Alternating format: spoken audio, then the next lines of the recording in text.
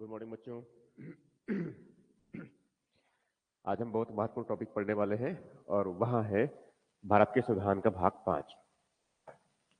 अब जानते हैं कि भारत के संविधान के भाग 5 में संघ के बारे में है, संघ के शासन के बारे में। तो एग्जैक्टली हम क्या डिस्कस करने वाले हैं आज? भाग 5 की बात कर रहा हूं मैं। अब जानते हैं भाग 5 में संघ है। भाग 5 में क्या है? संघ है। अब उसको ऐसा देखा जाए, अब वर्तमान में, अब इसको अगर ऐसा देखा जाए कि आगे जो है, मतलब यदि हम जो है इनको पहला जो हिस्सा है संविधान का, तो संविधान का जो पहला हिस्सा है वहां जो है भाग 1 से लेकर के, भाग 1 से लेकर के या फिर एक उद्देशिका से लेकर के देखा जाए, यहां जो है उद्देशिका वहां से लेकर के, उद्देशिका वहां से लेकर के जो है भाग 4A तक, भाग 4A तक ये जो हिस्सा होता है उसको कहा जाता है संवैधानिक ढांचा। उसको क्या कहते हैं? संवैधानिक ढांचा। ठीक है। अब उसके बाद की इसमें एक बातें और सम्मिलित करना होता है संविधान का संशोधन से संबंधित। इसके बाद इसमें आगे जो है पूरी शासन की व्यवस्था है, वो शासन व्यवस्था है एक्चुअल में अगर देखा जाए तो शासन व्यवस्था में पहले क्या है? संघ की शासन व्यवस्था है, फिर उसमें राज्य की शासन व्यवस्था है, उसके बाद उसमें संघ राज्य क्षेत्र की शासन की व्यवस्था है, संघ राज्य क्षेत्र की शासन की व्यवस्था है, उसके बाद फिर स्थानीय निकाय और बाकी सब चीजों की बातें हैं। तो एग्जैक्टली अगर देखा जाए तो भारत के संविधान में जो संवैधानिक ढांचा जो है वो उद्देशिका प्रारंभ होता है और वह भाग 4A तक जाता है, और उसके बाद भाग 5, भाग 6, 7, 8, 7 में तो खैर रिपील्ड कर दिया गया है, मगर ये सब बाकी जितनी बातें हैं वो किसी न किसी रूप में शासन की व्यवस्था से जुड़ी होती है। ओके, तो आज हम जो है भाग 5 में संघ के बारे में डिस्कस करेंगे। संघ में शासन की व्यवस्था किस प्रकार की है, राइट।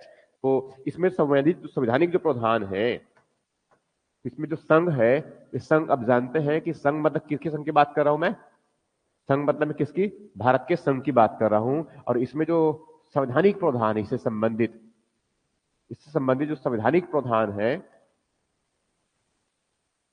संवैधानिक प्रावधान है, वहां प्रारंभ होता है अनुच्छेद 52 से, और ये यहां जो चलता है अनुच्छेद 151 तक, अनुच्छेद 51 तक। मतलब संघ के बारे में जो उल्लेख मिलेगा हमें जो है संविधान में, वो अनुच्छेद 52 से लेकर के अनुच्छेद 151 तक ही मिलेगा। ओके, और इसमें जो है, इसमें मुख्य रूप से 3 बातें हैं। इसमें अगर देखा जाए तो मुख्य रूप से 3 बातें हैं। इसमें एक पहला जो है, इसमें कार्यपालिका के बारे में बात कर रहे हैं। ये पहले कार्यपालिका है, उसके बाद इसमें दूसरा संसद जो हमारी विधायिका है उसके बारे में है, उसके बाद संघ का जो उच्चतम न्यायालय है उसके बारे में है, और थोड़ी सी बातें जो है इसमें नियंत्रक और महालेखा परीक्षक के बारे में है, महालेखा परीक्षक के बारे में है।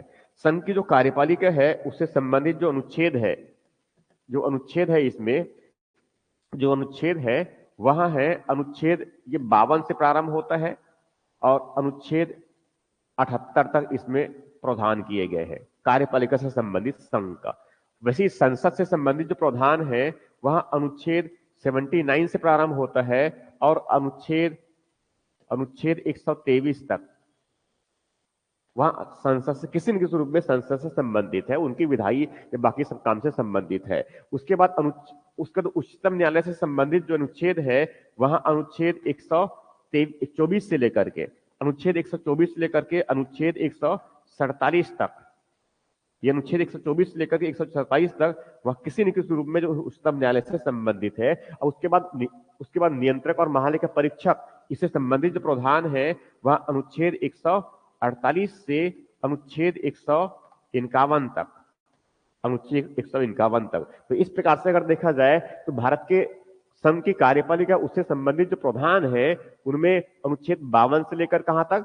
78 तक है। उसके बाद संसद में जो है 79 से लेकर के आर्टिकल 123 तक है। उसके बाद उच्चतम जो न्यायालय है उसके बारे में अनुच्छेद 124 से लेकर के 147 तक है। और उसके बाद अनुच्छेद 148 से लेकर अनुच्छेद 148 से 191 तक वहां भारत का नियंत्रक और महालेखा परीक्षक, इससे संबंधित प्रावधान है ये। ठीक, तो स्वाभाविक है इसमें ये जो बातें हैं, जैसे कि सबसे पहली बात किससे कर रहा हूं मैं, कार्यपालिका की अगर बात करूंगा, सबसे पहले मैं क्लास में इसी को डिस्कस करूंगा और आज के लेक्चर में हम मुख्यतः कार्यपालिका से संबंधित जो विषय जितने भी है उस पर डिस्कस करने वाले हैं। तो मैं आगे बढ़ जाता हूं इस तरफ, अब आगे मैं बढ़ जाता हूं, वहां है संघ की कार्यपालिका। ठीक है, संघ की कार्यपालिका। उससे थोड़ा पहले जो है हम संसद के बारे में थोड़ा सा, कार्यपालिका के बारे में बेसिक्स क्लियर कर दो। वो कार्यपालिका का मतलब सीधे तौर पर यह देता है कि जो संघ ने जो कानून बनाया है उन कानूनों को लागू करने वाला एजेंसी है। संघ की जो विधायिका ने कानून बनाया है, और संघ की विधायिका मतलब कौन सा होता है, संसद। संघ की विधायिका ने जो कानून बनाया है उन कानूनों को लागू करने का जो कार्य है, वहां जो कार्य है कौन करता है, तो कार्यपालिका करता है, उसी की बात कर रहे हैं। तो एग्जैक्टली अगर देखा जाए तो संघ की जो कार्यपालिका है, संघ की कार्यपालिका,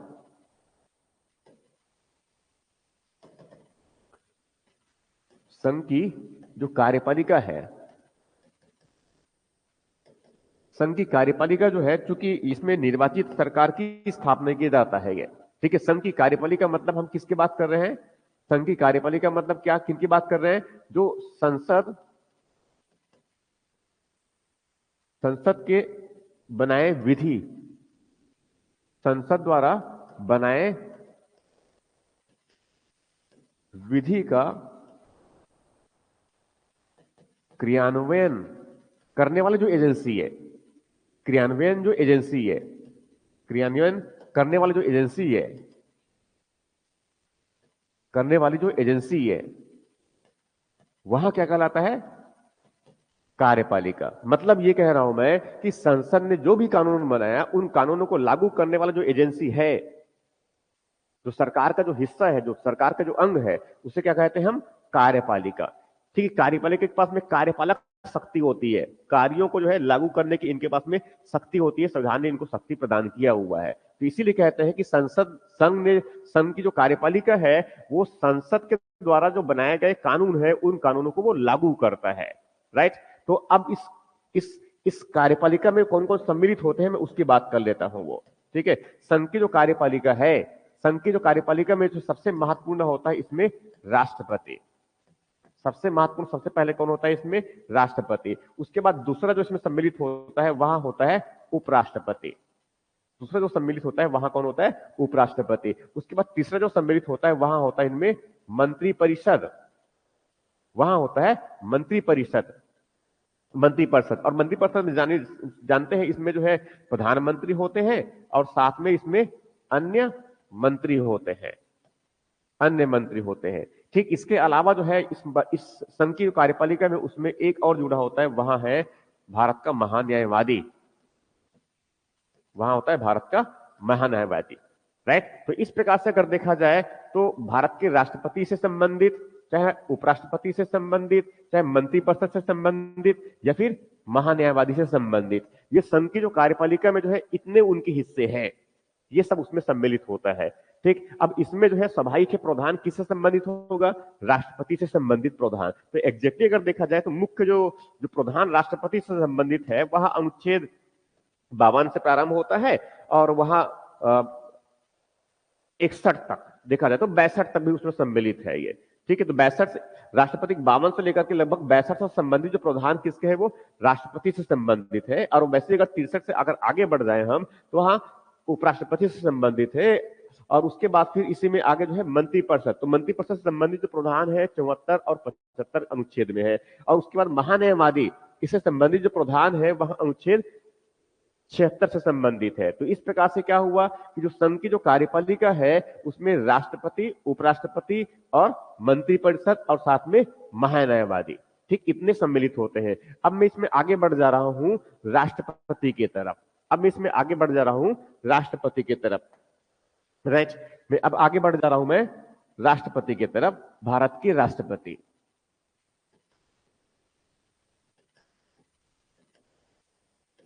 भारत के राष्ट्रपति, तो भारत के राष्ट्रपति से संबंधित जो संवैधानिक प्रावधान है वो तो भारत के संविधान में है, निश्चित रूप से है। मगर सबसे पहले जो है हमें राष्ट्रपति के संबंध में थोड़ी सी कुछ बेसिक्स क्लियर करनी है। राष्ट्रपति के बारे में थोड़ी सी सामान्य जानकारी, राष्ट्रपति के बारे में थोड़ी सी सामान्य जानकारी जैसे मैं बता दूं कि भारत का जो राष्ट्रपति है भारत के जो राष्ट्रपति है उनकी उनकी जो स्थिति है अगर देखा जाए तो यहां जो है उनको अगर ऐसा समझा जाए भारत के राष्ट्रपति की उनकी स्थिति, पहले बात कर रहा हूं मैं, उनकी स्थिति अगर देखा जाए तो भारत के राष्ट्रपति जो है, अब जानते हैं ये भारत के प्रथम नागरिक होते हैं। यहां भारत का प्रथम नागरिक होते हैं। ये बहुत सामान्य बातें हैं पर इसमें मुझे कुछ समझाने के लिए है ही नहीं है, मगर इसके साथ साथ दूसरी जो बातें हैं, दूसरे जो बातें हैं वो इंपॉर्टेंट है कि जैसे कि आप जानते हैं कि भारत अर्थात इंडिया राज्यों का संघ कहा गया है जिसके एक राष्ट्रपति होंगे। मतलब राष्ट्रपति जो है, राष्ट्रपति एक राष्ट्राध्यक्ष के रूप में है। यहां राष्ट्राध्यक्ष के रूप में है, वह हमारे राष्ट्र का एक अध्यक्ष है, वो राष्ट्र का प्रधान है, राष्ट्र का संवैधानिक मुखिया है। राष्ट्राध्यक्ष है इसलिए ये संवैधानिक प्रमुख है।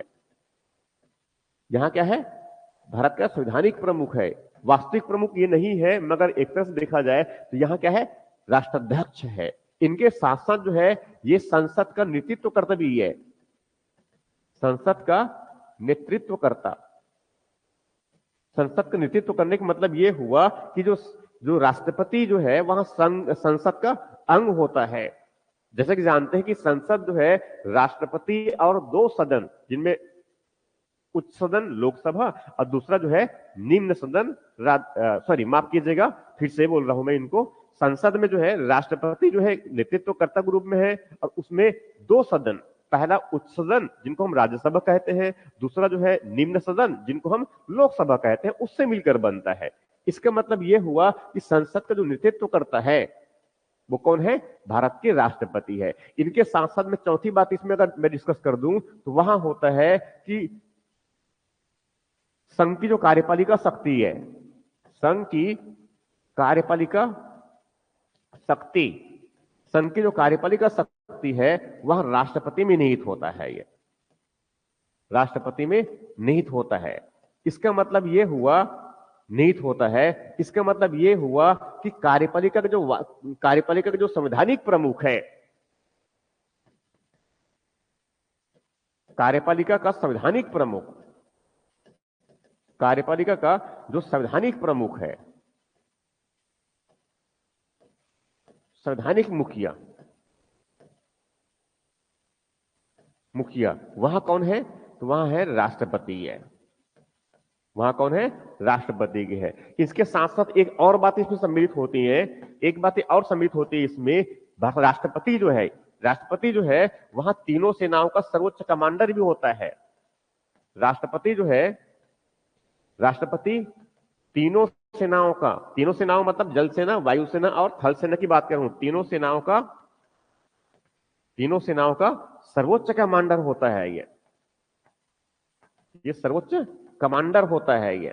ठीक इस प्रकार से क्या है, ये भारत के राष्ट्रपति की स्थिति होती है। क्या क्या बताया मैंने, सबसे पहले मैंने क्या बताया, भारत का प्रथम नागरिक होते हैं ये, राइट। फिर मैंने क्या बताया कि राष्ट्रपति जो है एक भारत के राष्ट्राध्यक्ष के रूप में है, मतलब भारत में जो है एक मुखिया के रूप में, संवैधानिक प्रधान के रूप में कौन है, भारत के राष्ट्रपति है। ठीक है, उससे यहां संसद का नेतृत्व करता है। संसद का नेतृत्व करने का मतलब यह हुआ कि संसद में राज्यसभा और लोकसभा तो है, मगर कोई विधि जो है दोनों सदनों से पारित होने के बाद जब तक राष्ट्रपति जो है उस पर अपनी मुहर ना लगा दे तब तक वहां कोई विधि नहीं बन सकता। तो संघ की जो विधायिका में जो है, जो संसद है, उसमें राष्ट्रपति एक महत्वपूर्ण उनके हिस्से के रूप में है, राइट। उसके बाद मैंने बताया संघ की कार्यपालिका शक्ति जो है वह राष्ट्रपति में निहित है। तो स्वाभाविक है अगर संघ की कार्यपालिका शक्ति अगर राष्ट्रपति में निहित है, इसका मतलब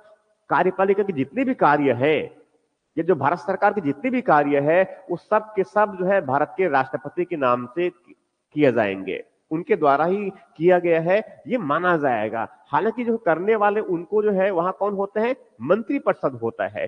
तो भारत सरकार के जो संवैधानिक मुखिया है वो कौन होते हैं, भारत के राष्ट्रपति होता है। ठीक, उसके बाद साथ में यहां भी जानते हैं कि जो राष्ट्रपति है, उस राष्ट्रपति वहां जो भारत के जो राष्ट्रपति है वह तीनों सेनाओं के सर्वोच्च कमांडर है। इसका मतलब यह है कि सेना के जो मुखिया होते हैं उनकी नियुक्ति किसके द्वारा किया जाएगा, वहां राष्ट्रपति के द्वारा किया जाएगा। अब किसी भी अगर देश से अगर युद्ध घोषित किया जाना है तो फिर कौन घोषित करेंगे? भारत के राष्ट्रपति घोषित करेंगे। तो इस प्रकार से क्या है, भारत के राष्ट्रपति की स्थिति होती है। अब इसके बाद मैं आगे बढ़ता हूं, वहां है राष्ट्रपति का निर्वाचन। वहां है भारत के राष्ट्रपति का निर्वाचन। राष्ट्रपति का निर्वाचन, ये निर्वाचन जो संबंधित प्रश्न भारत के संविधान से कई बार पूछे हुए हैं। निर्वाचन से संबंधित प्रश्न कई बार पूछे हुए हैं। निर्वाचन जो है एक, आप जानते हैं, इससे संबंधित जो प्रावधान है भारत के संविधान में, वहां अनुच्छेद 54 और 55 से संबंधित है। इसमें जो प्रावधान है, इसमें प्रावधान, दो प्रावधान अगर कहा जाए इनका दो प्रावधान, एक अनुच्छेद 54 है और एक है अनुच्छेद 55 है। तो अनुच्छेद 54 में जो है, इसमें भारत के जो राष्ट्रपति का निर्वाचन, भारत के राष्ट्रपति का निर्वाचन जो है अनुच्छेद 54 में दे रखा है। इसमें एक्चुअल में क्या है, भारत के राष्ट्रपति, उसको ऐसा कहा जाए शॉर्ट में, शॉर्ट ले लेता हूं मैं, इसमें क्या है, राष्ट्रपति का निर्वाचन है। यह राष्ट्रपति का निर्वाचन। और अनुच्छेद 55 में जो है, वहां है निर्वाचन की रीति है, निर्वाचन की रीति है। तो दो अनुच्छेद है जिनमें हमें दो बातों को डिस्कस करनी है। तो पहली जो बातें हैं वहां जो है अनुच्छेद 54 से है। तो अनुच्छेद 54 में, जिनमें एग्जैक्टली क्या दिया है, यह अनुच्छेद 54 की बात कर रहा हूं मैं। और अनुच्छेद 54 में जो दे रखा है, अनुच्छेद 54 में जो दे रखा है, वहां क्या है, राष्ट्रपति का निर्वाचन है ये, राइट। तो राष्ट्रपति का निर्वाचन जो है एक निर्वाचन मंडल के द्वारा होता है। ये एक निर्वाचन मंडल के द्वारा होता है। ये बिल्कुल अच्छे से ध्यान रखेंगे कि भारत के राष्ट्रपति के निर्वाचन जो है एक निर्वाचन मंडल के द्वारा होता है। अब उस निर्वाचन मंडल में, एग्जाम में कई बार पूछा गया है बच्चों, ये उस निर्वाचन मंडल में जो है, जो सदस्य जो निर्वाचन में भाग लेते हैं, वहां जो है इसमें, वहां उसमें जो है लोकसभा, राज्यसभा, लोकसभा, राज्यसभा और राज्यों के विधानसभा तथा दिल्ली और पांडिचेरी की विधानसभा के निर्वाचित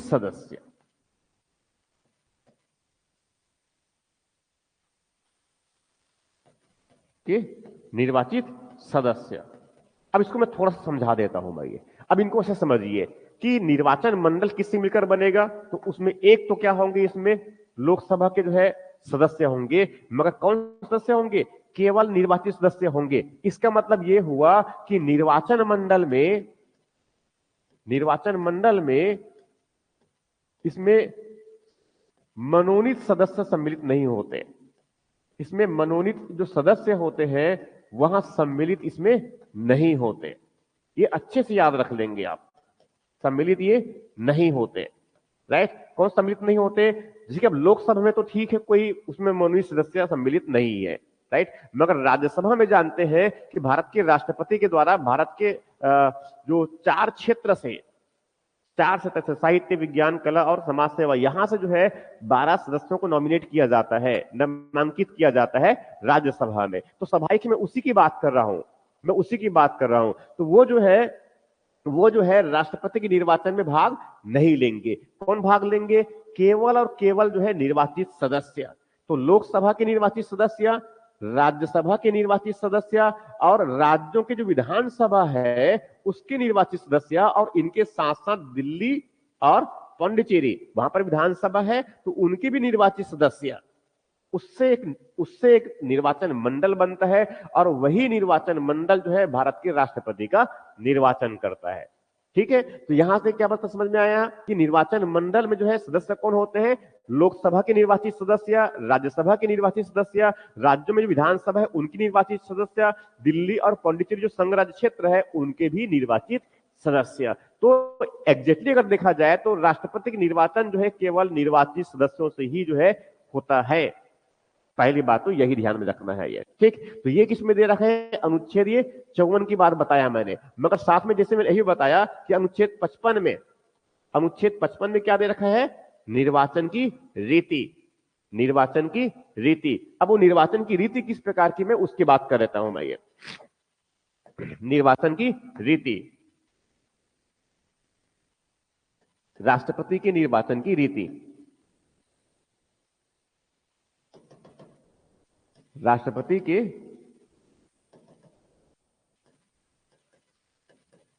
निर्वाचन की रीति।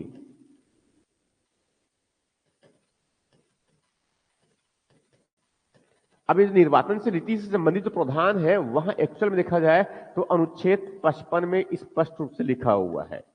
निर्वाचन की जो रीति है वहां स्पष्ट रूप से अनुच्छेद 55 में लिखा हुआ है। और वो रीति है, वहां जो रीति है, वहां जो रीति है कि अनुपातिक प्रतिनिधित्व के अनुसार जो नीति है वह किस प्रकार की है?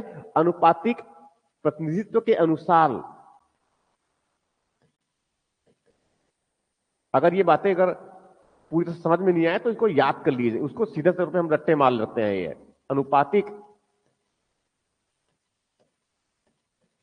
प्रतिनिधित्व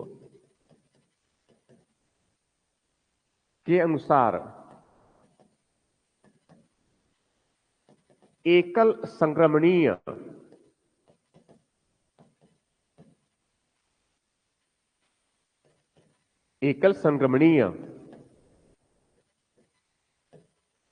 पद्धति तथा गुप्त मतदान से निर्वाचन। तीन बातें जो है यहां पर मैं कह रहा हूं। पहली बातें जो मैं कह रहा हूं वहां क्या है? अनुपातिक प्रतिनिधित्व। और दूसरा क्या है? एकल संक्रमणीय पद्धति। और तीसरी मैं बातें कर रहा हूं वहां क्या है? गुप्त मतदान। इसका मतलब यह हुआ कि भारत के राष्ट्रपति के जो निर्वाचन की जो पद्धति है वहां किस प्रकार का है? उसमें एक अनुपातिक प्रतिनिधित्व की अनुपातिक प्रतिनिधित्व के अनुसार होता है वह।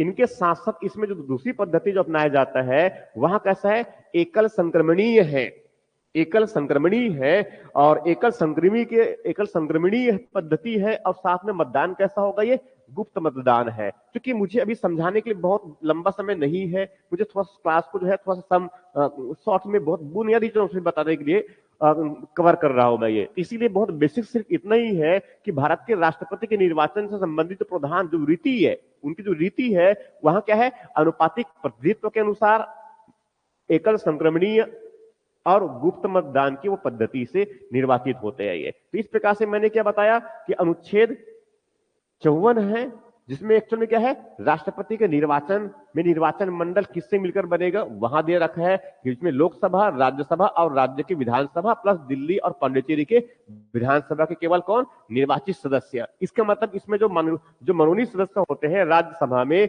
वहां भाग नहीं लेते। इसका मतलब यह भी है कि राज्य के विधान परिषद है उनके सदस्य इसे भाग नहीं लेते। ये अच्छे से याद कर लेंगे। अगर मान लो निर्वाचन से संबंधित प्रश्न अगर आया तो इसी में से किसी न किसी रूप में आएंगे। इसके बाद फिर बताया मैंने कौन सा अनुच्छेद 55 में जो दिया है वहां है निर्वाचन की जो रीति है। तो निर्वाचन की कौन सी रीति अपनाते हैं राष्ट्रपति के? तो वहां अनुपातिक प्रतिनिधित्व के अनुसार एकल संक्रमणीय पद्धति और मतदान कैसा होता है? गुप्त। तो इस प्रकार से क्या हुआ? भारत के राष्ट्रपति का ये निर्वाचन हो गया। अब इसमें एक मुद्दा, एक प्रश्न और भी यहां भी आता है कि कभी यदि मान लो यदि राष्ट्रपति की निर्वाचन से संबंधित अगर विवाद हुआ तो राष्ट्रपति के निर्वाचन से संबंधित विवादों का समाधान राष्ट्रपति के निर्वाचन से संबंधित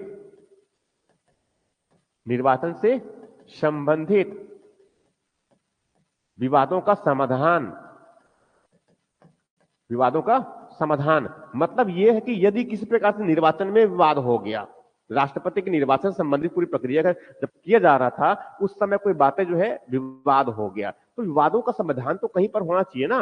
तो भारत के संविधान में प्रावधान कर रखा है कि ऐसे विवादों, राष्ट्रपति के निर्वाचन संबंधी अगर कोई विवाद उत्पन्न हो जाता है तो उन विवादों का समाधान केवल उच्चतम न्यायालय, केवल उच्चतम न्यायालय में ही होगा। उच्चतम न्यायालय में, उच्चतम न्यायालय में, उच्चतम न्यायालय में। मतलब इसका मतलब ये हुआ, इसका मतलब ये हुआ कि ऐसे जो है मामले जिनका संबंध जो है राष्ट्रपति के निर्वाचन से संबंधित है, उसमें अगर कुछ विवाद हुआ तो हम उच्च न्यायालय नहीं जा सकते। हम उच्च न्यायालय में उनकी सुनवाई नहीं होगी, बल्कि सुनवाई कहां पर होगी? वहां केवल और केवल कहां पर? उच्चतम न्यायालय, मतलब सुप्रीम कोर्ट में सुनवाई होगी। उसके बाद मैं आगे बढ़ जाता हूं इनमें, उसके बाद आगे बढ़ जाता हूं मैं इसमें। वहां है राष्ट्रपति के लिए योग्यता, उनकी योग्यता। तो राष्ट्रपति से संबंधित, राष्ट्रपति के लिए योग्यता, राष्ट्रपति के लिए योग्यता मतलब कौन सी बुनियादी योग्यता चाहिए जिससे कोई व्यक्ति जो है राष्ट्रपति बन सकता है, राइट। तो इसके लिए मुख्यतः अगर देखा जाए तो चार बातें हैं। मुख्यतः अगर देखा जाए तो चार बातें हैं। तो पहली बातें हैं वहां है कि वहां भारत का नागरिक हो। पहली बातें हैं कि वहां भारत का नागरिक हो वो। इसके साथ साथ दूसरी जो बातें हैं वहां है, दूसरी जो बातें हैं कि वहां 35 वर्ष की आयु वो पूर्ण कर चुका हो। 35 वर्ष की आयु वहां जो है पूर्ण कर चुका हो। उसके बाद तीसरी जो बातें हैं वहां है इसमें कि वहां लोकसभा का सदस्य बनने योग्य हो। इसको समझाऊंगा भी मैं। तीसरी जो बातें क्या है? लोकसभा का सदस्य बनने योग्य हो। और चौथी जो बातें हैं वहां लाभ का पद धारण ना किया हो। लाभ का पद धारण ना किया हो, लाभ का पद धारण ना किया हो वो, ठीक है। इसके अलावा जो है, इसके अलावा संसद विधि द्वारा निर्धारित अन्य, राइट। तो इस प्रकार से अगर देखा जाए तो मुख्य रूप से जो है भारत के राष्ट्रपति बनने के लिए जो है योग्यता जो चाहिए वहां कितनी है? ये चार ही है मुख्य रूप से अगर देखा जाए। तो पहली जो बात है इसमें है वहां क्या है? पहला क्या है? भारत का नागरिक। देखो ये जितनी भी भारत में जितनी भी सेवाएं होती है, राष्ट्रपति से लेकर के अगर छोटा सा अगर चपरासी भी बनना है तो सबसे महत्वपूर्ण क्या है और सबसे ये अनिवार्य योग्यता क्या चाहिए? भारत के नागरिक। क्यों? क्योंकि भारत में अगर कोई सेवा करना है, भारत में अगर कोई सर्विस अगर देनी है, सर्विस जो सेवा करना है, भारत में अगर शासन करना है, कार्यपालिका हो चाहे न्यायपालिका हो चाहे विधायक किसी का भी हिस्सा हो, तो सबसे इंपॉर्टेंट क्या है? क्योंकि लंबे समय तक भारत में जो है विदेशियों ने शासन किया, इसीलिए कोई विदेशी भारत में आकर वहां फिर से वही अपना रौब जमाना ना शुरू कर दे।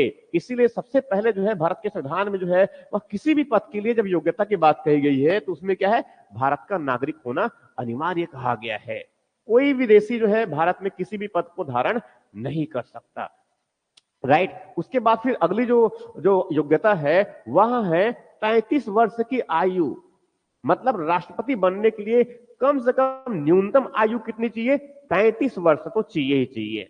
35 वर्ष आयु जो है पूर्ण हो जाना चाहिए, ठीक। उसके बाद फिर जो है तीसरी जो बातें कह रहा हूं मैं वहां है लोकसभा का सदस्य बनने योग्य हो। इस बात पर गौर कीजिए, ये कह रहा है कि लोकसभा का सदस्य बनने योग्य हो, लोकसभा का सदस्य नहीं होना चाहिए। यदि लोकसभा का सदस्य अगर होगा तो वहां अयोग्य हो जाएगा।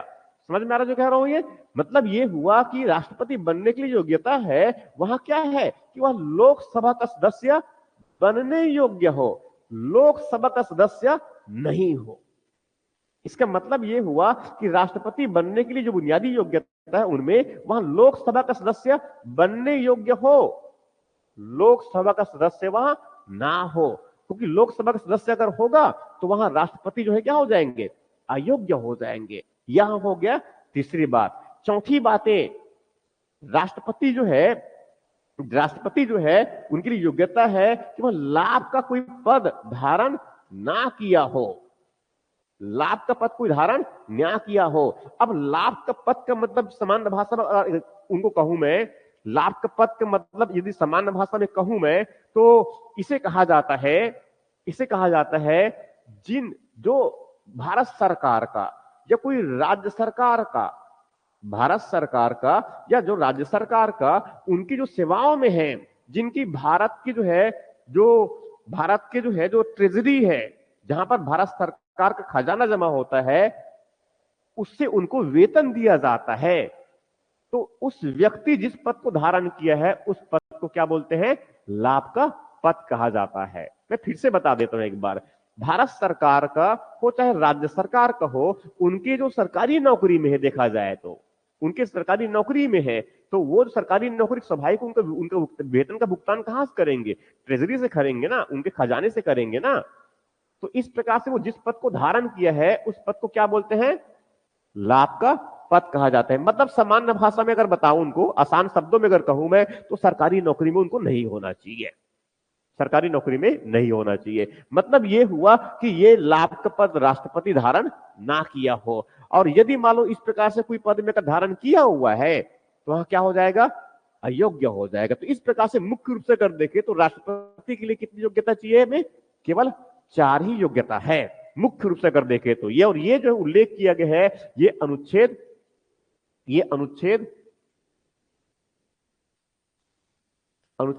58 में है ये, ठीक है, ये अनुच्छेद 58 में है। अब उसके बाद में आगे बढ़ जाता हूं, उनमें वहां है राष्ट्रपति का शपथ।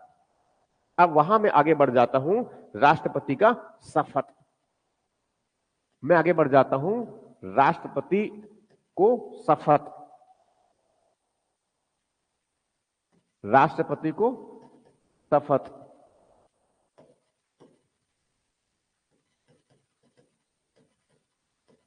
राष्ट्रपति को शपथ, भारत के राष्ट्रपति को शपथ कौन दिलाएगा?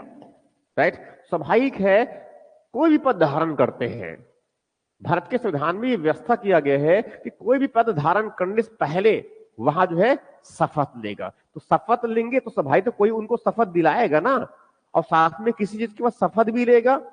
राइट, तो ऐसी जो है भारत के संविधान में राष्ट्रपति के शपथ से संबंधित प्रक्रिया है। ठीक है, भारत के राष्ट्रपति संबंधित जो प्रक्रिया है, जैसे कोई भी व्यक्ति इसमें है कि कोई भी व्यक्ति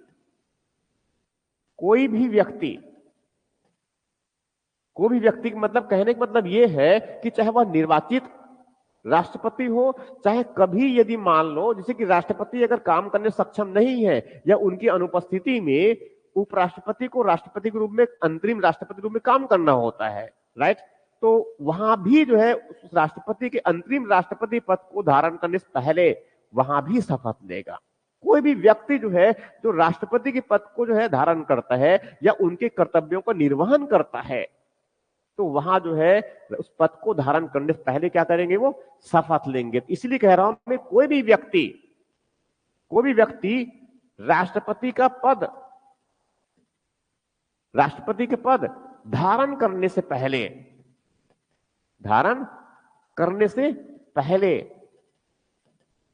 वहां शपथ लेगा, वहां जो है शपथ लेगा। कोई भी व्यक्ति जो है तो वहां शपथ किसके समक्ष लेगा? किसके समक्ष? इनको शपथ जो दिलवाएंगे वहां होंगे भारत के मुख्य न्यायाधीश, भारत के मुख्य न्यायाधीश। मगर हां, यह बात भी बिल्कुल सही है कि अगर भारत के मुख्य न्यायाधीश अगर मान लो उपलब्ध नहीं है तो उनके तरफ से जो है कोई वरिष्ठतम न्यायाधीश। राइट, इस प्रकार से अगर देखा जाए तो भारत के राष्ट्रपति को जो है शपथ कौन दिलाता है? तो वहां कौन है? भारत के मुख्य न्यायाधीश। ठीक, अब उसके बाद फिर आगे बढ़ जाता हूं मैं, वो शपथ किस बात की लेगी? किसकी शपथ? शपथ तो कोई चीज के लेंगे ना, तो किसकी शपथ लेंगे? ये शपथ जो लेंगे वहां ईश्वर की शपथ, ईश्वर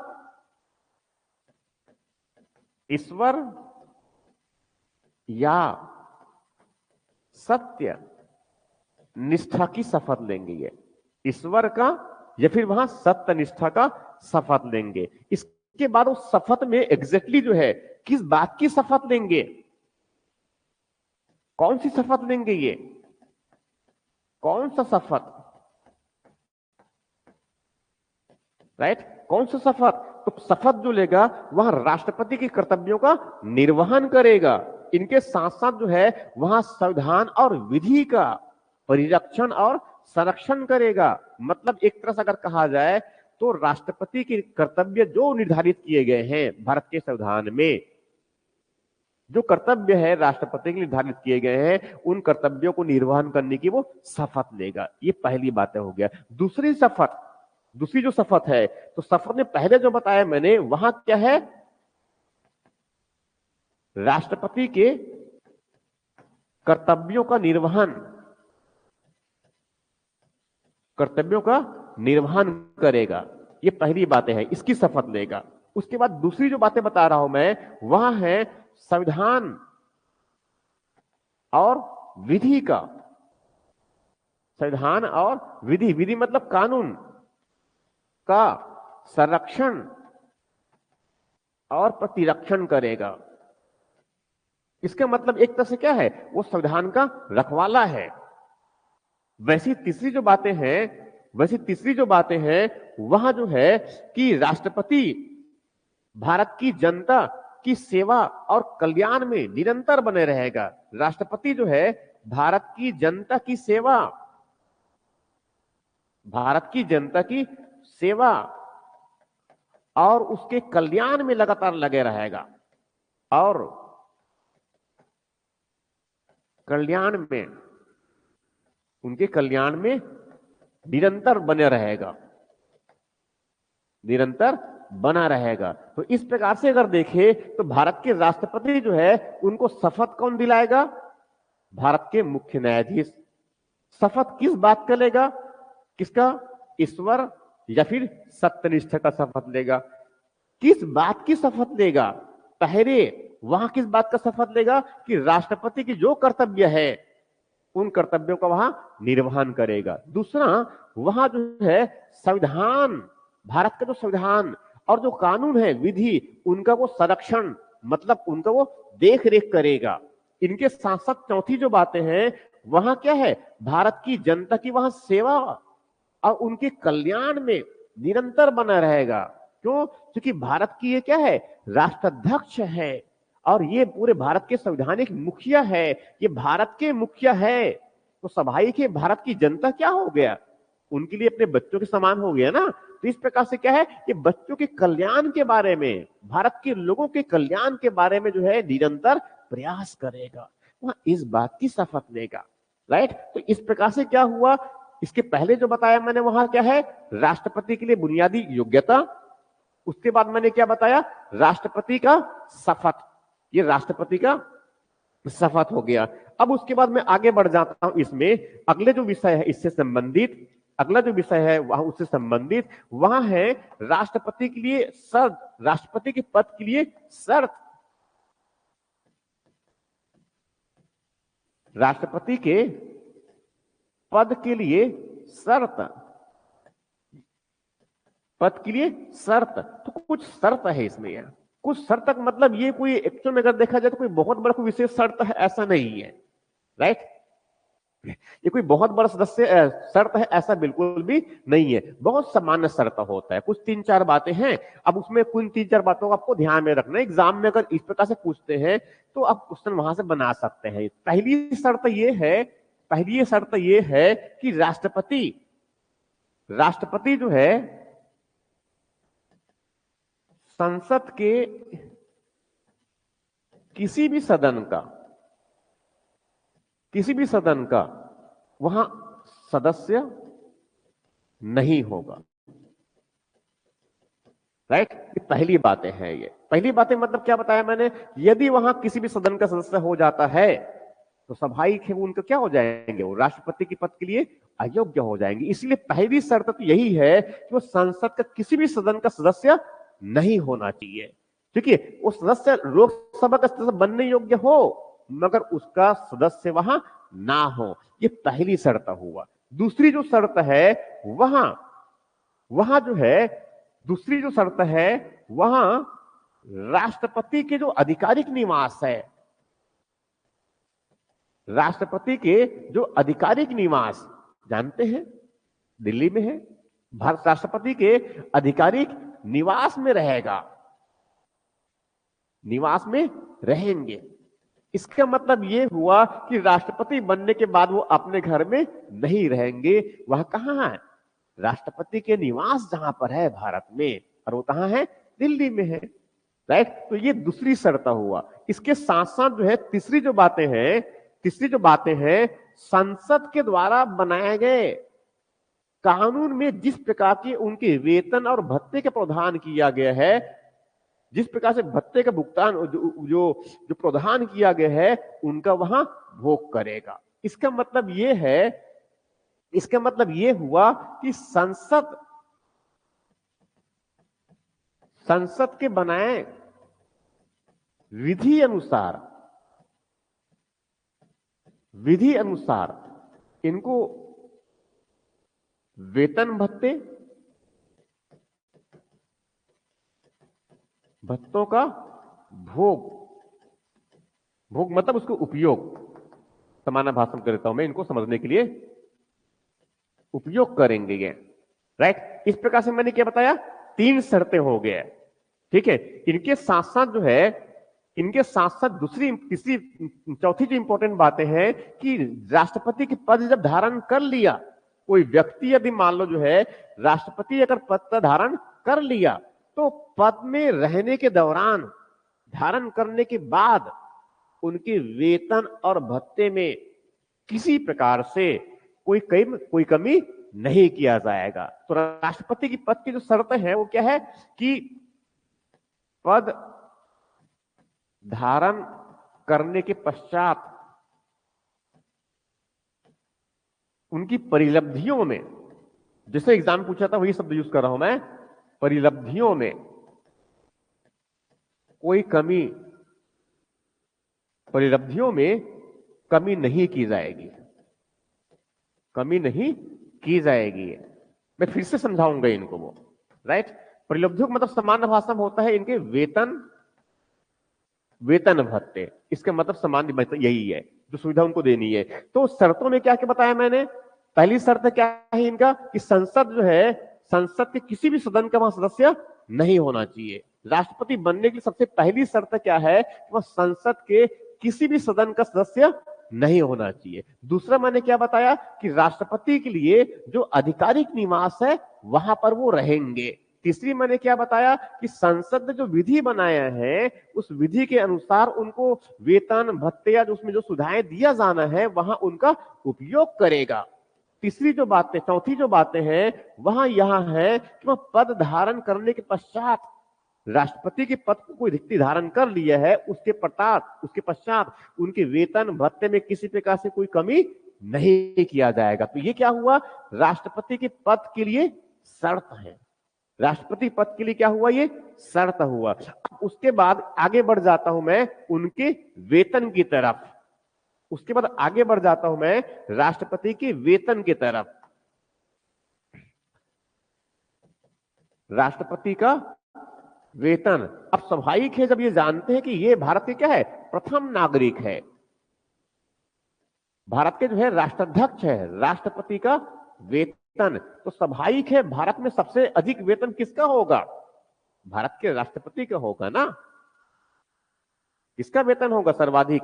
भारत के राष्ट्रपति का। अब कल्पना कीजिए भारत के राष्ट्रपति को कितना वेतन दिया जाता होगा। राइट, तो वेतन जो है, इस वेतन का निर्धारण कौन करेगा? राष्ट्रपति के वेतन का निर्धारण, इनके वेतन का निर्धारण, कितना वेतन देना चाहिए इसका निर्धारण कौन करेगा? तो वहां कौन करेंगे? भारत की संसद करेंगे, भारत की संसद। और संसद क्या करेगा? इसके लिए वहां विधि मतलब कानून के अनुसार कानून बनाकर निर्धारित करेगा कि राष्ट्रपति को कितना वेतन दिया जाना है। तो अभी वर्तमान जो स्थिति है कि अभी जो वर्तमान स्थिति है कि राष्ट्रपति के वेतन 5 लाख, राष्ट्रपति का वेतन जो है वर्तमान में 5,08,000 प्रति माह है। ठीक है, आप में से भी हो सकता है कोई सोच रहे होंगे कि काश मैं भी जो है राष्ट्रपति बन जाता तो हर महीने मेरे भाग्य खुल जाते। राइट। तो आप प्रयास कर सकते हैं, क्योंकि भारत में जो है क्या है, लोकतंत्र है और कोई भी पद को प्राप्त करने की भारत में प्रत्येक व्यक्ति जो है क्षमता रखता है, अधिकार संविधान ने दिया है ये। ठीक है, तो राष्ट्रपति के वेतन कितना होता है? 5,08,000 रुपए, मतलब 5 लाख, चलो ठीक है। उसके बाद इसके जो है इसके मैं पेंशन की बात कर देता हूं मैं इसमें। पेंशन राष्ट्रपति को तो भाई के पेंशन तो मिलेगा ही मिलेगा ना। जब कोई चपरासी रहता है, छोटा से छोटा अगर एवं ड्यूटी करता है तो उनको भी क्या है, पेंशन मिलता है। हालांकि ये पेंशन के लिए थोड़ी सी परिस्थितियां बदल चुकी है, नया यूनिफाइड पेंशन सिस्टम भारत सरकार ने लागू किया कुछ दिन पहले ही अभी है। ठीक है, पुराने वो ओल्ड पेंशन स्कीम हुआ करता, पुराना जो पेंशन स्कीम था वो तो कब बंद हो गया है।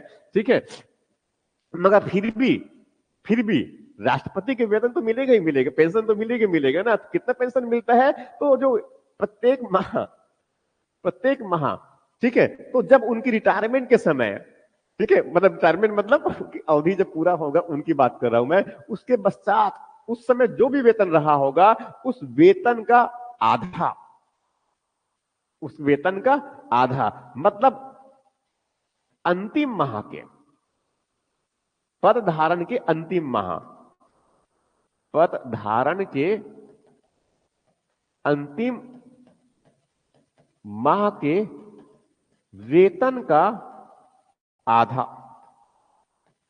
आधे भाग,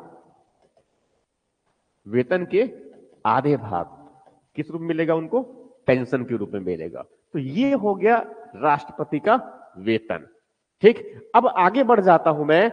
राष्ट्रपति के पद जो है, यहां पर एक बात और ध्यान रखना है, इसमें एक बात और ध्यान रखना है कि इसमें वो भी बहुत इंपॉर्टेंट है, जो वेतन जो दिया जाता है ना, ये जो वेतन, इस तरह से उनके वेतन या उनके जो वेतन जो दिया जाता है, ये एग्जैक्टली अगर देखा जाए तो यहां जो है भारत की संचित निधि में भारित होता है, भारत की संचित निधि में भारित होता है ये। अब देखो यहां पर मैं फिर से नया शब्द यूज कर दिया। ठीक है, अगर कोई अगर इसको नहीं बताऊंगा तो मैं फिर अगर इसके नए बता करके अगर मैं आगे बढ़ गया और प्रश्न अगर यहां से पूछ दिया कि भारत की राष्ट्रपति का वेतन किस में भारित होता है, तो आपको ध्यान में रखना है बच्चों, भारत की संचित निधि में धारित होता है। भारत की संचित निधि का मतलब यह हुआ कि भारत सरकार को जितने भी पैसे प्राप्त होते हैं, चाहे वहां कर के रूप में संग्रह करता है, चाहे वहां कहीं कर्ज लेकर पैसा इकट्ठा करता है, तो सबसे पहले कहां जमा करता है? वहां जमा करता है भारत की संचित निधि में। संचित निधि मतलब एक तो समझ लो क्या है, चलो गल्ला है भारत सरकार का, वहां पर पैसा वो जमा करता है और वही पैसा वो निकालता है खर्च करने के लिए। तो स्वाभाविक है उनको जो भारत सरकार जो गल्ला कह सकते हैं, सामान्य भाषा में समझाने के लिए कह रहा हूं बस मैं, वो क्या है, भारत की संचित निधि है। ठीक है, वहां पर पैसा जमा किया जाता है और उसी पर भारित करने का मतलब यह है कि यहां पैसा निकालने के लिए संसद में जो है किसी प्रकार से मतदान उस विषय पर नहीं होगा कि राष्ट्रपति को वेतन देना चाहिए या फिर नहीं देना चाहिए। अगर मान लो यहां डर रहा गया कि संसद में किसी सदन में जब राष्ट्रपति के उनके वेतन से संबंधित कोई विधेयक पास किए जाना है, सैलरी देने के लिए, पेंशन सैलरी देने के लिए विशेष रूप से, और पता चला वहां पर राष्ट्रपति जो है डरे सहमे से है कि उनको वेतन मिलेगा कि नहीं मिलेगा, राइट, इसीलिए उन पर सीधा स्पष्ट कर दिया गया है उनको वेतन कहां दिया जाएगा? भारत की जो खजाना है, जो संचित निधि है, वहां से दिया जाएगा। राइट, इस प्रकार से क्या हुआ, राष्ट्रपति का ये वेतन। अब उसके बाद मैं आगे बढ़ रहा हूं बच्चों, इसमें वहां जो आगे बढ़ रहा हूं वहां में जो है, वहां है उनकी पदावधि, राष्ट्रपति की पदावधि। किसकी बात कर रहा हूं मैं? राष्ट्रपति की पदावधि। पदावधि मतलब सामान्य भाषा में आप समझ रहे होंगे कि उनकी पद की अवधि क्या होगी। तो राष्ट्रपति के पद की अवधि क्या होती है, आपने कभी कल्पना किया है? ठीक है, बाकी तो पद में जो है कोई 60 साल कह रहे हैं, कोई 62 साल कह रहे हैं, कोई 65 साल कह रहे हैं, और कुछ तो 58 साल भी कह देते हैं, कुछ तो जो है उसमें 5 साल की बात कह देते हैं। समझ में आ रहा है जो कह रहा हूं मैं ये? इस प्रकार से तो राष्ट्रपति अपने पद पर कब तक बने रहेंगे? राष्ट्रपति जो है अपने पद में कब तक बने रहेंगे उसकी बात कह रहा हूं मैं, राइट। तो इसके बारे में बहुत आसान सा बातें जो ध्यान में रखना है कि पद जिस तारीख को उसने धारण किया, पद को धारण की तारीख से, पद धारण की तारीख से, पद धारण की तारीख से, पद धारण की तारीख से 5 वर्ष से 5 वर्ष तक, 5 वर्ष की अवधि तक वहां वेतन धारण कर सकते हैं। ठीक है, तो पद धारण करने की तारीख से 5 वर्ष तक, इसका मतलब एग्जैक्टली क्या हुआ कि जिस तारीख को शपथ दिलाया गया, जिस तारीख को उनको शपथ दिलाया गया, तो शपथ की तारीख से, शपथ की तारीख से, शपथ की तारीख से आगामी जो 5 वर्ष है, आगामी 5 वर्ष वहां तक पद में निरंतर ये बने रहेंगे। मतलब एग्जैक्टली अगर देखा जाए तो 5 वर्ष ही है, एक प्रकार से अगर देखें तो, राइट, 5 वर्ष तक। मगर साथ में इसमें प्रावधान ये भी किया गया है कि वहां राष्ट्रपति की पद के लिए, साथ में यहां ही प्रावधान है कि राष्ट्रपति की पद के लिए, पद के लिए अभी आप कल्पना किए हैं कि राष्ट्रपति एक बार चलो बन गया, ठीक है, तो और ऐसे कितने बार राष्ट्रपति बन सकते हैं भारत के, कितने बार राष्ट्रपति बन सकते हैं? कभी कल्पना किए हैं आपने? चलो एक बार राष्ट्रपति बन गए, जैसे कि प्रधानमंत्री, ठीक है, प्रधानमंत्री जो है वर्तमान भारत के प्रधानमंत्री जो है नरेंद्र मोदी जो है, ठीक है, वो कितने बार बन गए? 3 बार बन गए ना। तो ऐसे कितने बार बना जा सकता है भारत के प्रधानमंत्री, कितने बार बना जा सकता है भारत के राष्ट्रपति? समझ में आ रहा है जो पूछ रहा हूं मैं ये? ठीक है, तो भारत के राष्ट्रपति जो है चलो एक बार बन गया, जैसे कि आप जानते हैं वर्तमान में, ठीक है, तो एक बार पद धारण कर लिया, अब 5 वर्ष का कार्यकाल उनका पूरा हो गया, तब वो क्या होंगे? सेवानिवृत्त होंगे, कार्य अवधि पूरा हो चुका है ना, कार्य अवधि उनका पूरा हो चुका है, राइट। तो मगर ऐसे कितने बार और वो राष्ट्रपति बन सकते हैं? तो राष्ट्रपति पद को धारण करने के, राष्ट्रपति के पद के लिए वह कितने भी बार पद धारण कर सकते हैं, पद धारण कर सकते हैं। मतलब कोई सीमा नहीं है, संविधान में कोई सीमा नहीं, संविधान में कोई सीमा नहीं है, कोई सीमा नहीं है। इसका मतलब यह है कि उनको जितने बार निर्वाचित होते हैं, परंतु शर्त क्या है? इनको निर्वाचन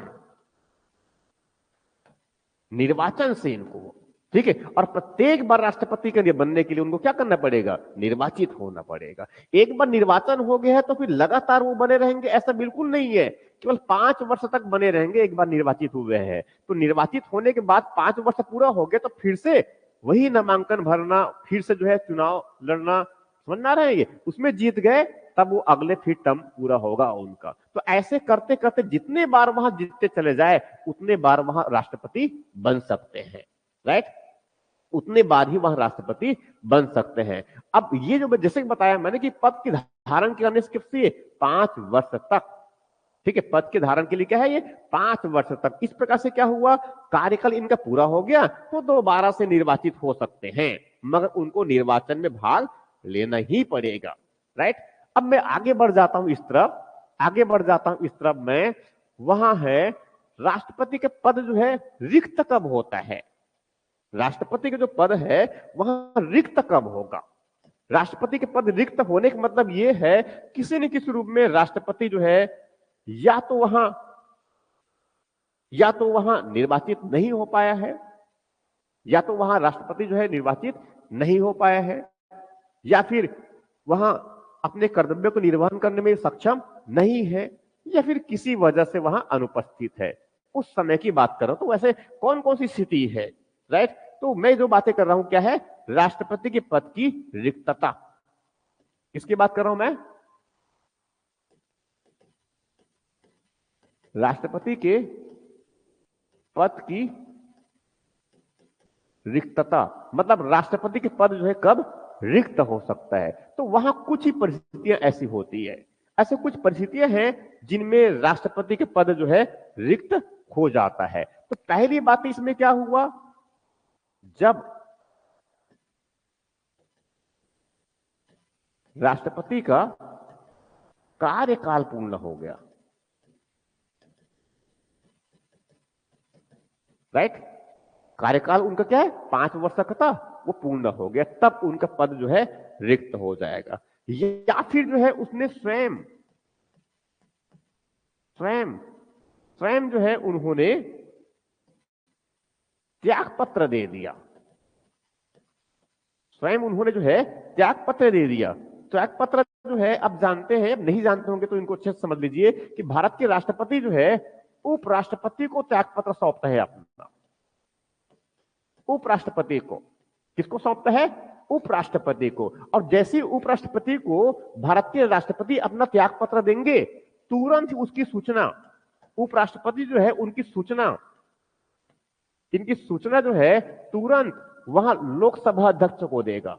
एग्जाम में कई बार पूछा है, ये एग्जाम में कई बार पूछना हुआ है कि राष्ट्रपति के द्वारा यदि पद राष्ट्रपति द्वारा अपना इस्तीफा उपराष्ट्रपति को सौंप दिया, तो उपराष्ट्रपति जो है उसकी सूचना किसको देगा, किसको देगा, ध्यान में रखना है, वहां लोकसभा के अध्यक्ष को, मतलब स्पीकर को देगा वहां, राइट। तो इस प्रकार से क्या बताया मैं कि राष्ट्रपति के पद जो है एक पहली स्थिति कब है, जब उनका कार्यकाल पूरा हो गया तब रिक्त हो सकता है, या फिर वहां जो है जब उसने स्वयं से त्याग पत्र दे दिया, जब उन्होंने स्वयं से त्याग पत्र दे दिया तब उनका पद जो है रिक्त हो सकता है। या फिर जो है कभी इनको पद से महाभियोग इंपीचमेंट कहते हैं, ये प्रक्रिया है एक्चुअल में, ये एक्चुअल में राष्ट्रपति को पद से हटाने की प्रक्रिया है। ये हटाने की प्रक्रिया है, ठीक है, कि पद से हटाने की जो प्रक्रिया है महाभियोग, तो महाभियोग जो प्रस्ताव है, पद से हटाने की जो प्रक्रिया है वहां क्या है, महाभियोग है। तो पद से महाभियोग द्वारा हटा दिया गया, तब उनका पद जो है रिक्त हो जाएगा, तब उनका पद जो है रिक्त हो जाएगा। इनके अलावा जो है कभी परिस्थितियां ऐसी भी हो जाती है कि राष्ट्रपति जो है, राष्ट्रपति का उसको ऐसा लिखा जाए उनकी राष्ट्रपति की मृत्यु होने पर भी पद रिक्त हो जाएगा ना, मृत्यु होने पर। तो इस प्रकार से क्या है, ये कुछ स्थितियां हैं जिनमें भारत के राष्ट्रपति के पद जो है क्या है, रिक्त हो जाता है। अब पद रिक्त हो गया उस समय की स्थिति में, पद रिक्त हो गया उस समय की स्थिति में, ठीक है, पद की रिक्तता में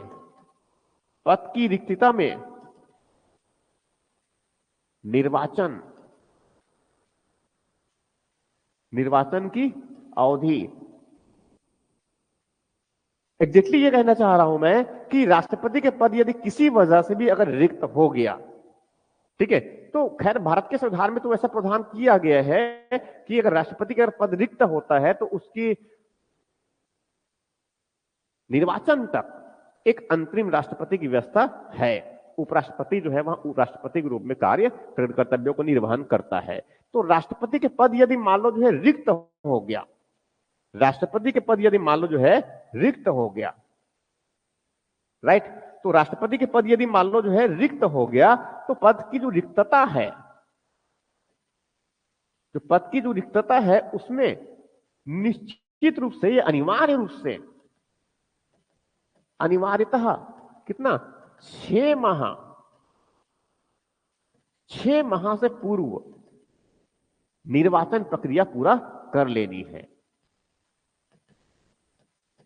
निर्वाचन पूर्ण कर लेना है ये, राइट। मतलब ये हुआ कि पद राष्ट्रपति की यदि रिक्त हो गया है तो उस समय 6 माह के भीतर पूरी निर्वाचन की जो प्रक्रिया है वो पूर्ण हो जानी चाहिए, राइट। इस प्रकार से क्या हुआ कि पद की जो है रिक्तता में निर्वाचन की जो अवधि है वो कितनी है, 6 माह का है। मतलब 6 माह के भीतर जो है निर्वाचन करवाना जो है अनिवार्य है, 6 माह के भीतर जो है निर्वाचन करवाना अनिवार्य है। और उस समय तक अंतरिम राष्ट्रपति के रूप में, अंतरिम राष्ट्रपति, तो पद की रिक्तता में अंतरिम राष्ट्रपति के रूप में जो है, अंतरिम राष्ट्रपति के रूप में जो है सबसे पहले उपराष्ट्रपति, उपराष्ट्रपति पद धारण करेंगे, राइट। सबसे पहले किसकी बात करूं मैं, उपराष्ट्रपति। इसका मतलब यह हुआ कि यदि राष्ट्रपति के पद रिक्त हो गया तब उपराष्ट्रपति जो है राहत के राष्ट्रपति के रूप में कार्य कर लेंगे। मगर साथ में जैसे मैंने बताया था कि वो राष्ट्रपति पद को जब धारण करने जाएंगे उस सबसे पहले क्या करना पड़ेगा, उनको शपथ लेना पड़ेगा। जैसे कि मैंने बताया ना, कोई भी व्यक्ति यदि वहां राष्ट्रपति के पद का धारण करता है, उनके कर्तव्यों का निर्वहन करता है, तो वहां पद को धारण करने से पहले वहां क्या करेगा, शपथ लेगा। वैसे ही शपथ जैसे कि भारत के राष्ट्रपति ने शपथ लिया था, राइट। अब मान लो जो है ये उपराष्ट्रपति ही, मान लीजिए उपराष्ट्रपति जो है इनका भी मान लो, बस काल्पनिक है यहां भी, अब मान लो यहीं पर ले रहा हूं मैं, मान लो उपराष्ट्रपति का पद रिक्त है, उपराष्ट्रपति का पद रिक्त है और साथ में भारत के राष्ट्रपति के पद रिक्त हो गया। फिर से एक बार मैं दोहरा रहा हूं अपनी बातों को। अब कल्पना कीजिए कि भारत के राष्ट्रपति जो है वहां त्याग पत्र दे दिया, वहां पद उनका खाली हो गया। अब उसके बाद दूसरी बात, संविधान में व्यवस्था क्या है कि जैसे ही राष्ट्रपति के पद रिक्त होगा उपराष्ट्रपति जो है वहां राष्ट्रपति के रूप में काम करेगा। मगर संयोग से उस समय उपराष्ट्रपति का पद भी खाली है। उस समय सर्वोच्च न्यायालय के मुख्य न्यायाधीश एक कार्यवाहक राष्ट्रपति के रूप में काम करेंगे। फिर से तब जब राष्ट्रपति के पद रिक्त हो गया, संयोग से उस समय उपराष्ट्रपति के पद भी खाली है जिनमें संविधान में व्यवस्था है कि वह राष्ट्रपति कर्तव्यों का निर्वहन करेगा। तब उस समय ऐसी परिस्थितियों में भारत के सर्वोच्च न्यायालय के जो मुख्य न्यायाधीश है वह राष्ट्रपति के कर्तव्यों का निर्वहन करेगा। अब संयोग एक और ऐसा समझ लीजिए कि भारत के जो मुख्य न्यायाधीश, सर्वोच्च न्यायालय के जो मुख्य न्यायाधीश है उनका भी अगर पद रिक्त हो तब क्या होगा, सर्वोच्च न्यायालय का सबसे वरिष्ठतम न्यायाधीश राष्ट्रपति के कर्तव्यों का निर्वहन करेगा। समझ में आ रहा है जो कह रहा हूं मैं? ये ऐसा क्यों किया जा रहा है? क्योंकि भारत के संविधान में अनुच्छेद 52 में प्रावधान है कि भारत का एक राष्ट्रपति होगा। इसीलिए भारत के राष्ट्रपति जो है उनका पद कभी भी खाली नहीं हो सकता, कभी भी खाली नहीं हो सकता है। अब थोड़ी सी और ऐसा कल्पना कीजिए कि यदि मान लो राष्ट्रपति का जो है पद शपथ की तारीख से कितना होता है, 5 वर्ष तक होता है ना, ठीक है। मगर उस 5 वर्ष तक जब शपथ कार्यकाल पूरा होना है, उस समय जो आगामी जो राष्ट्रपति है उसकी निर्वाचन की प्रक्रिया पूरी नहीं हुई है, उस समय क्या राष्ट्रपति पद अपना छोड़ देंगे, कार्यकाल पूरा हो गया है ऐसा करके? नहीं, वो उस समय तक पद को धारण किए रहेंगे। हालांकि 5 वर्ष अगर हो गया होगा तो भी आगामी जो राष्ट्रपति का जब तक उनकी निर्वाचन की पूरी प्रक्रिया संपन्न नहीं हो जाती उस समय तक वहां उस पद को धारण किए रहेंगे। मतलब भारत के राष्ट्रपति के पद जो है कभी भी रिक्त नहीं होगा। और यदि ऐसा क्यों नहीं होगा? क्योंकि भारत के संविधान के अनुच्छेद 52 में भारत का एक राष्ट्रपति होगा ये उल्लेख है। और राष्ट्रपति अगर नहीं होता है तो यह माना जाएगा कि वहां असंवैधानिक, हमने संविधान के प्रावधानों को जो है प्रवर्तन नहीं किया है, हमने कुछ असंवैधानिक काम कर दिया, राइट। तो इस प्रकार से क्या हुआ कि राष्ट्रपति की अनुपस्थिति में उपराष्ट्रपति और उपराष्ट्रपति की अनुपस्थिति में भारत के मुख्य न्यायाधीश सीजीआई और सीजीआई की भी अनुपस्थिति में वरिष्ठतम न्यायाधीश सर्वोच्च न्यायालय के, राइट। इस प्रकार से क्या हुआ कि राष्ट्रपति की पद की रिक्तता की स्थिति है, उसमें बात किया मैंने ये, ठीक है। चुनाव भी बता दिया मैंने। अब उसके बाद मैंने एक बताया, एक जो बातें मुझे बतानी है वो थोड़ा सा कॉम्प्लेक्स भी है, मगर हाँ उनको बताना मुझे बहुत जरूरी है। राष्ट्रपति को पद से हटाने की प्रक्रिया, राष्ट्रपति को पद से हटाया जाना,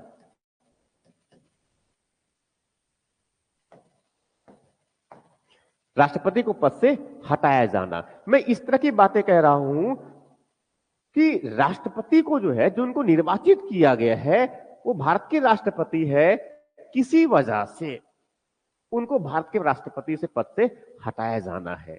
तो भारत के संविधान में भारत के राष्ट्रपति को उनके पद से हटाने के लिए कुछ तो आधार होना चाहिए ना, किस आधार पर उनको पद से हटाएंगे।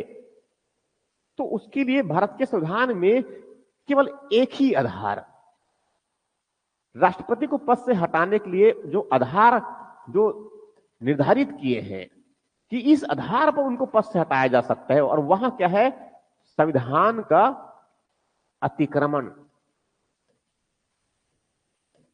संविधान का अतिक्रमण, संविधान का अतिक्रमण का मतलब यह होता है कि उसने संविधान में जो प्रावधान दिए हैं उनका उल्लंघन, संवैधानिक प्रावधानों का उल्लंघन किया है। भारत के राष्ट्रपति ने, जो स्वयं भारत के संविधान का संरक्षक है, वो रखवाला है, वो अभिभावक है, मगर जो रक्षक है उन्होंने संविधान का पालन नहीं किया, तो यह माना जाएगा कि उसने संविधान का उल्लंघन किया है, संविधान का अतिक्रमण किया है। तो भारत के राष्ट्रपति को उनके पद से हटाने के लिए केवल यही एक अकेला आधार है, अकेला आधार है ये। तो आधार क्या है कि संविधान का अतिक्रमण, संविधान का अतिक्रमण करने के आधार पर भारत के राष्ट्रपति को प्रक्रिया है, इसके लिए एक प्रक्रिया है, प्रक्रिया है, प्रक्रिया को कहा जाता है महाभियोग, कहा जाता है महाअभियोग, इनको कहा जाता है महाभियोग। महाभियोग का मतलब जो है बताऊंगा अभी मैं, महाभियोग का मतलब बताऊंगा मैं, महाभियोग, और इसको थोड़ा सा, इनको कहते हैं महाभियोग। तो महाभियोग एक्चुअल में क्या है, महाभियोग एक्चुअल में क्या है, ये राष्ट्रपति को उनको पद से हटाने की प्रक्रिया है, राष्ट्रपति को उनके पद से हटाने की प्रक्रिया क्या कहलाती है, महाभियोग कहलाता है, राइट। थोड़ा सा इसको थोड़ा मुझे आराम से बताना पड़ेगा क्योंकि एग्जाम में आने की संभावना बनती है, बहुत कई बार एग्जाम में पूछे हुए हैं ये, राइट। तो अब मैं जो है आगे बढ़ रहा हूं बच्चों इस पर, वहां है महाभियोग की प्रक्रिया, मैं आगे बढ़ रहा हूं महाअभियोग की प्रक्रिया किस प्रकार की है उसकी बातें कर रहा हूं मैं, राइट। तो सबसे पहले जो है आपको यह ध्यान में रखना है कि महाभियोग की जो प्रक्रिया है, महाअभियोग की जो प्रक्रिया है, वहां संसद के किसी भी सदन में, संसद के किसी भी सदन में प्रारंभ किया जा सकता है, प्रारंभ किया जा सकते हैं। इसका मतलब यह हुआ कि कोई भी सदन हो, कोई भी सदन, अब कोई भी सदन का मतलब क्या हुआ, कोई भी सदन का मतलब क्या हुआ, चाहे वहां राज्यसभा में या फिर लोकसभा में, लोकसभा में किसी भी सदन में जो है इनको प्रारंभ किया जा सकता है, राइट, किसी भी सदन में इनको प्रारंभ किया जा सकता है। मगर मगर मगर जो है कोई भी सदन में जब महाभियोग की प्रक्रिया प्रारंभ किया जाता है, कोई भी सदन में जब महाअभियोग की प्रक्रिया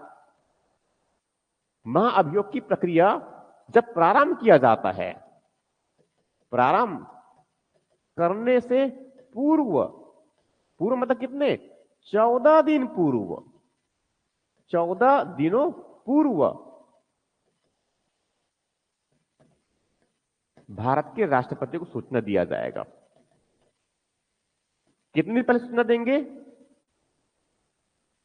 तो 14 दिन पहले राष्ट्रपति को सूचना, बिना 14 दिन पहले जो है उनको सूचना दिए बिना ये महाभियोग की प्रक्रिया हम प्रारंभ नहीं कर सकते। राइट, ये पहली बातें हो गया। पहली बातें मैंने क्या बताया कि महाभियोग की जो प्रक्रिया है वो भारत में राष्ट्रपति को पद से हटाने की ये प्रक्रिया है। दूसरी बातें बताया मैंने कि संसद के किसी भी सदन में इस प्रक्रिया को प्रारंभ किया जा सकता है, मगर साथ में यह भी है प्रक्रिया को प्रारंभ करने से पहले कम से कम कितने, 14 दिन पहले जो है भारत के राष्ट्रपति को इनको सूचना दिया जाएगा। राइट, अब उसके बाद मैं आगे बातें कर रहा हूं वहां कि महाभियोग में एक्चुअल में दरअसल होता क्या है। ठीक है, महाभियोग में दरअसल होता क्या है, मैं उसकी बात कर रहा हूं। पहली बात है, पहली बात है, जब महाभियोग लाना होता है संसद के किसी भी सदन में, जब महाभियोग लाना होता है तो सबसे पहले जो है, क्योंकि हमारे पास 2 सदन है ना, क्या है, 2 सदन है, तो 2 सदन में जो है सबसे पहले कि भारत के राष्ट्रपति पर महाभियोग चलाना है। महाअभियोग, इसको बहुत आराम से समझिए। महाभियोग प्रारंभ करने का प्रस्ताव, कि भारत के राष्ट्रपति पर जो है भारत के राष्ट्रपति महाभियोग प्रारंभ करने का प्रस्ताव, इनको फिर से समझाऊंगा मैं। करने का प्रस्ताव, यहां जो है यदि जिस भी सदन की बात कर रहा हूं मैं, कोई भी सदन, चाहे लोकसभा हो चाहे वहां राज्यसभा हो, उनमें से जो है 1/4 मतलब 1/4 सदस्य सदन का, ठीक है, किसी भी सदन का सदस्य 1/4 चौथाई सदस्य जो है यदि कोई प्रस्ताव पेश करते हैं कि भारत के राष्ट्र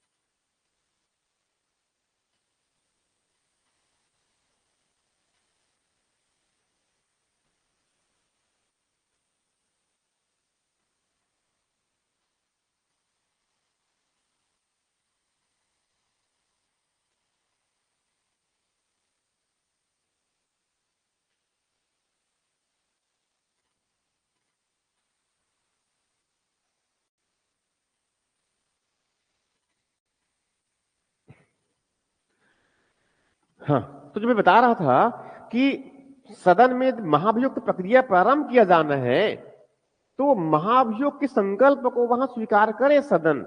इसके लिए जो प्रस्ताव प्रस्तुत किया जाना है उसमें क्या है कि 1/4 सदस्य, मतलब उस सदन का एक सदस्य 1/4 1/4 सदस्य जो है वो प्रस्ताव लेकर आएंगे सदन में।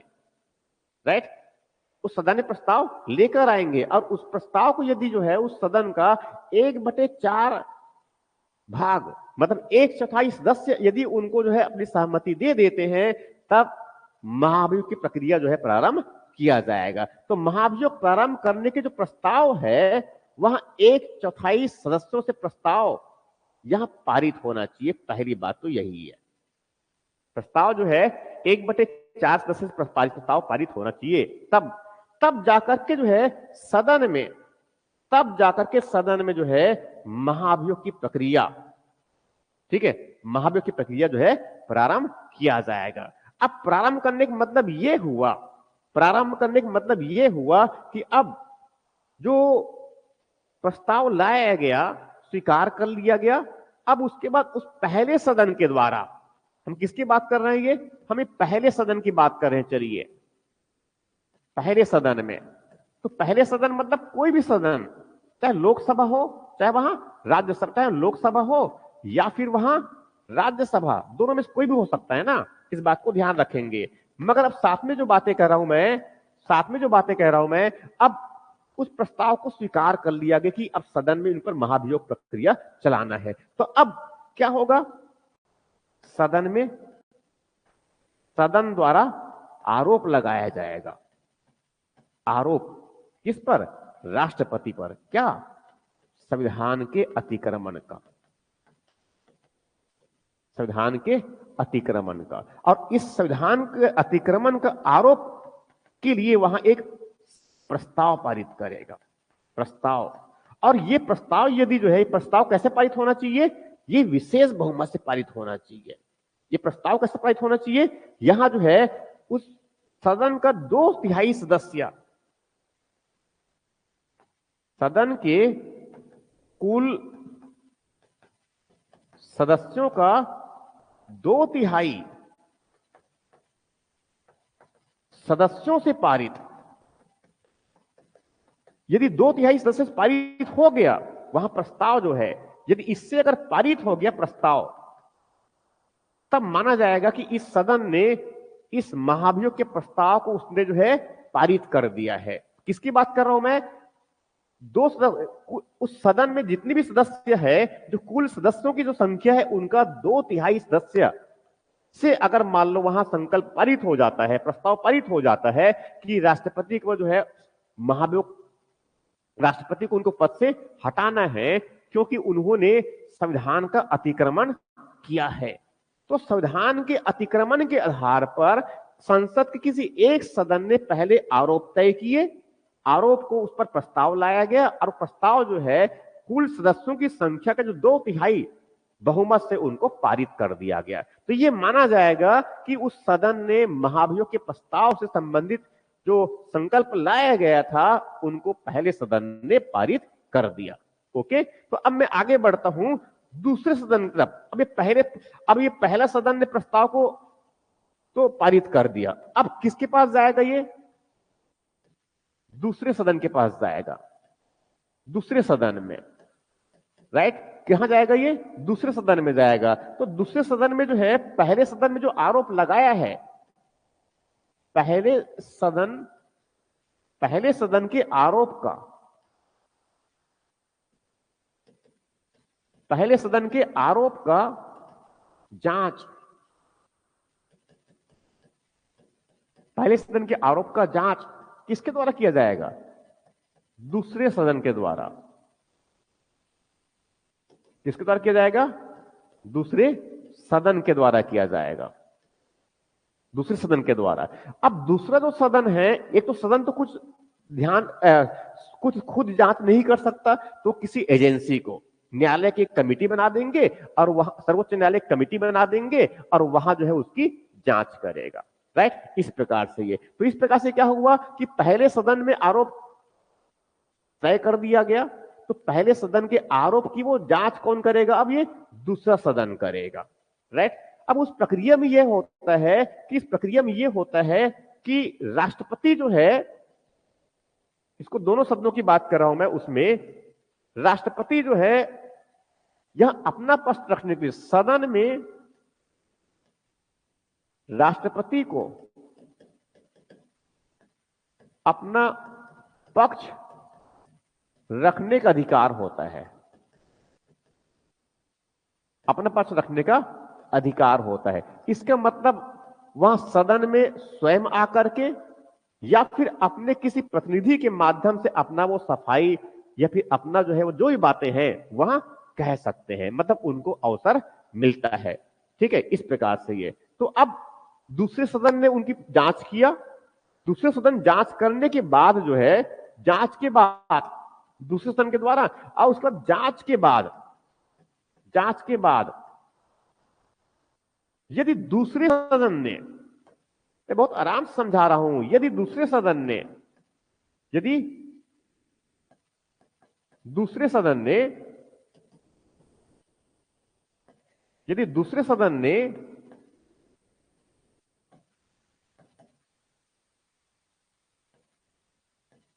सदन की कुल संख्या, सदन की कुल सदस्यता, कुल सदस्यता का 2/3 सदस्य सदस्यों के बहुमत से संकल्प पारित कर देता है। पारित होने पर, मैं फिर से बता रहा हूं, मैं पहले सदन की जब बात किया मैंने, पहले सदन की जब बात किया मैंने, जब भारत के राष्ट्रपति को पद से हटाने के लिए जो है उनको महाभियोग लाया जाना है, तो पद से हटाने के लिए जो प्रक्रिया है भारत के राष्ट्रपति में, उस प्रक्रिया को क्या कहा जाता है? महाभियोग कहा जाता है। ये एक्चुअल में अनुच्छेद 61 में प्रावधान है इनका, अनुच्छेद 61 में प्रावधान है। अब ये जो महाभियोग की प्रक्रिया में एक्चुअल में होता क्या है, तो स्वाभाविक है इसमें सबसे पहले क्योंकि प्रस्ताव कहां पर लाया जाना है? संसद में लाया जाना है ना। तो संसद में प्रस्ताव लाने से पहले, संसद में प्रस्ताव जब लेके आएंगे कि हाँ भारत के राष्ट्रपति के ऊपर महाभियोग प्रक्रिया उसमें आरोपित किया जाना है, चलाया जाना है, राइट, तो उस समय जो है कि सदन का 1/4 सदस्य इस बात के लिए सहमत हो कि भारत के राष्ट्रपति के ऊपर महाभियोग की प्रक्रिया प्रारंभ किया जाना है।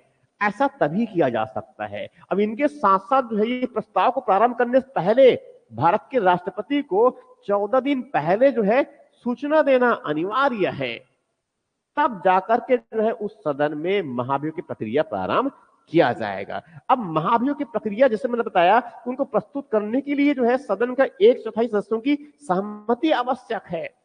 अब प्रस्तुत कर दिया गया, उसके बाद सदन में जो है उनको सदन में वो प्रस्ताव प्रस्तुत किया गया। किस बात का प्रस्ताव? कि राष्ट्रपति ने पद का, राष्ट्रपति ने संविधान का उल्लंघन किया है, संविधान का अतिक्रमण किया है, और संविधान के अतिक्रमण के आधार पर जो है इनको पद से हटाए जाने के लिए ये महाभियोग प्रस्ताव, तो उस प्रस्ताव को यदि मान लो उस सदन की कुल सदस्यों की जो है, कुल सदस्यों की जो 2/3 सदस्यों से के बहुमत से, 2/3 सदस्यों से बहुमत से यदि वो संकल्प पारित हो जाता है, तो मान लिया जाएगा कि सदन ने महाभियोग की संकल्प पर उसने पारित कर दिया है। अब ये पहले सदन ने आरोप लगाकर जो है अपना प्रस्ताव संकल्प पारित कर दिया। अब किसके पास जाएगा? वो दूसरे सदन के पास जाएगा। किसके पास जाएंगे? ये दूसरे सदन के पास जाएंगे। दूसरे सदन का मतलब ये हुआ कि पहले सदन ने जो है आरोप लगाया, किस बात का आरोप लगाया? कि संविधान के अतिक्रमण का आरोप। क्या है? संविधान का अतिक्रमण, संविधान का अतिक्रमण,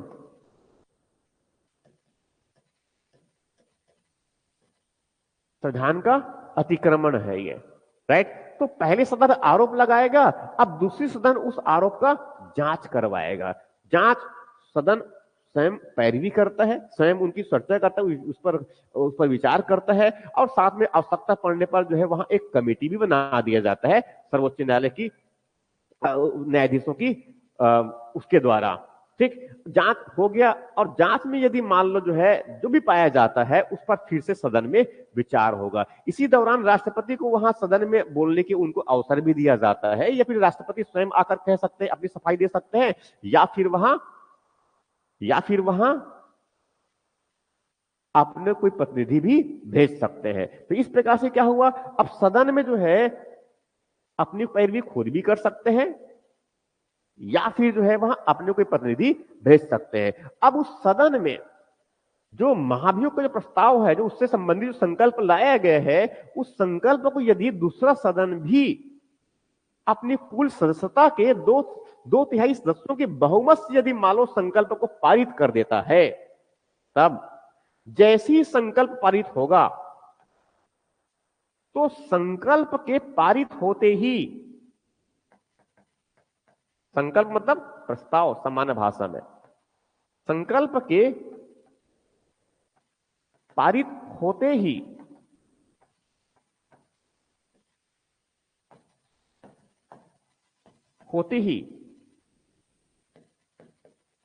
राष्ट्रपति का पद रिक्त हो जाएगा।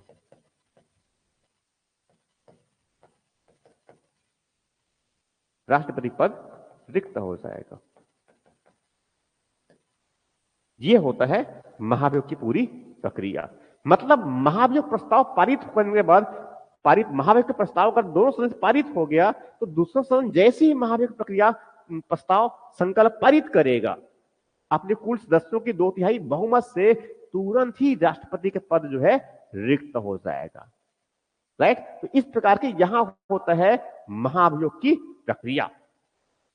महाभियोग की प्रक्रिया, मगर इस महाभियोग प्रक्रिया में जो है, जैसे मैंने बताया दोनों सदन में, अभी तक बताया मैंने कि इसमें बहुमत से पारित होता है, बहुमत से पारित होता है। अब देखिए थोड़ी सी आप ये बातें, जब मैंने पहले जब बताया था राष्ट्रपति के निर्वाचन के समय, तो मैंने ये बताया था निर्वाचन जो है एक निर्वाचक मंडल के द्वारा होता है, मगर उसमें भाग कौन लोग लेते हैं? केवल निर्वाचित सदस्य, लोकसभा के निर्वाचित सदस्य, राज्यसभा के निर्वाचित सदस्य, राज्यों की विधानसभा के निर्वाचित सदस्य, दिल्ली और पांडिचेरी विधानसभा के भी निर्वाचित सदस्य, ये सब निर्वाचन में भाग लेते हैं राष्ट्रपति, जिस समय निर्वाचन किया जाता है उस समय। मगर अभी जैसे मैंने बताया, इस महाभियोग की प्रक्रिया में कहीं पर क्या राज्यों की विधानसभा की बातें मैंने बताया? बिल्कुल भी बातें नहीं बताया मैंने, ना ही निर्वाचित और मनोनीत की बात किया मैंने अभी। इसका मतलब यह हुआ बच्चों कि इस महाभियोग की प्रक्रिया में, महाभियोग की प्रक्रिया में इसमें दोनों सदस्य, दोनों प्रकार के सदस्य, मतलब इस महाभियोग की प्रक्रिया में दोनों प्रकार के सदस्य, दोनों प्रकार के सदस्य का मतलब क्या हुआ? दोनों प्रकार के सदस्य का मतलब यह हुआ कि इसमें मैं इसको यहां पर ले रहा हूं, इसमें सदन के निर्वाचित सदस्य, निर्वाचित सदस्य और साथ में कौन? मनोनीत सदस्य, ये दोनों भाग लेते हैं। दोनों प्रकार के सदस्य, दोनों प्रकार के सदस्य, ये दोनों प्रकार के सदस्य इसमें भाग लेते हैं। ठीक है? वैसे अगर दूसरे सदन में भी जाएंगे, दूसरे सदन में भी जाएंगे तो यहां पर भी क्या है? यहां पर भी सेम स्थिति है। यहां पर भी क्या है? सेम स्थिति। मतलब निर्वाचित, मतलब महाभियोग की प्रक्रिया में, महाभियोग प्रक्रिया में इसमें निर्वाचित और साथ में मनोनीत दोनों सदस्य भाग लेते हैं। दोनों सदस्य भाग लेते हैं। राइट? ये हो गया राष्ट्रपति का जो है उनको पद से हटाए जाने की प्रक्रिया। राइट? तो अब मैं यहां क्लास अपना वाइंड अप करूंगा और इसके बाद कल जब मैं बात करूंगा भारत के राष्ट्रपति से संबंधित, तो वहां होगा राष्ट्रपति की शक्तियां और उनके कर्तव्य। ये बहुत इंपॉर्टेंट है, एग्जाम में जो है ये सब बातें जो है कई बार पूछे हुए हैं। तो कल मैं इस पर डिस्कस करूंगा और उसके बाद फिर हम आगे बढ़ जाएंगे। थैंक यू बच्चों। Thank you Keshav.